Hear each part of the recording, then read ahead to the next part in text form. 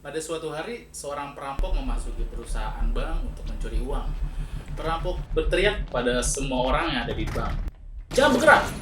Semua ini milik negara, tapi hidup dan nyawa Anda adalah milik Anda. Setelah mendengar itu, semua orang di bank serentak tiarap. Namun, tiba-tiba salah satu nasabah yang seksi malah mencoba untuk merayu para perompak itu. Perampok.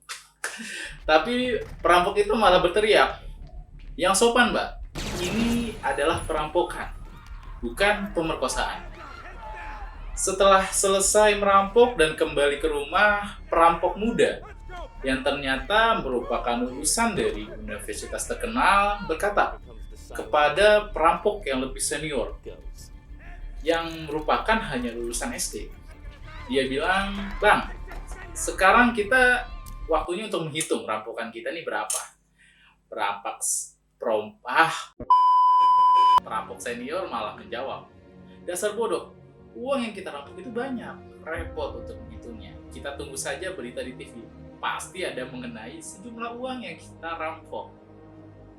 Sementara di bank tempat tadi dirampok, si manajer bank ini berkata kepada kepala cabang untuk segera melapor ke polisi. Akan tetapi kepala cabang malah berkata, tunggu dulu, kita ambil dulu 10 miliar. Setelah itu, baru kita laporkan sebagai uang yang dirampok.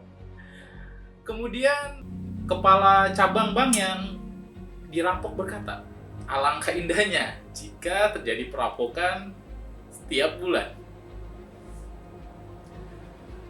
Keesokan harinya, berita di TV melaporkan bahwa uang yang dirampok adalah 100 miliar dari bank itu. Perampok pun kemudian menghitung uang rampokannya dan malah jadi murka. Rampokannya ternyata hanya bernilai 20 miliar. Sedangkan sisa 80 miliar malah dirampok oleh pegawai bank itu sendiri. Di tengah murka karena kenyataan yang menyakitkan ini, perampok itu berkata, ternyata lebih enak menjadi perampok yang berpendidikan rupanya. Meski dari cerita ini mengandung sedikit humor, namun ada poin-poin yang bisa kita petik sebagai pelajaran dari cerita perampok yang cerdas ini. Kisah ini bukan untuk tutorial merampok, namun ada poin-poin yang bisa kita ambil dan kita terapkan dalam kehidupan kita sehari-hari. Yang pertama, ketika perampok melontarkan ancaman pertama, jangan bergerak, semua ini milik negara, tapi hidup dan nyawa Anda adalah milik Anda.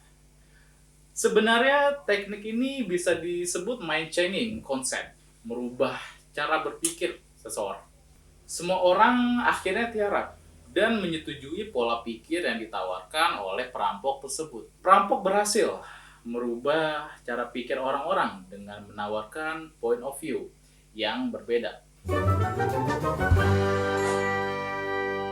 Yang kedua, perampok yang tetap konsisten pada tujuan meski disodorkan oleh godaan oleh nasabah yang seksi itu disebut sebagai being profesional, bertindak stay profesional, fokus hanya pada pekerjaan sesuai dengan prosedur yang telah diberikan.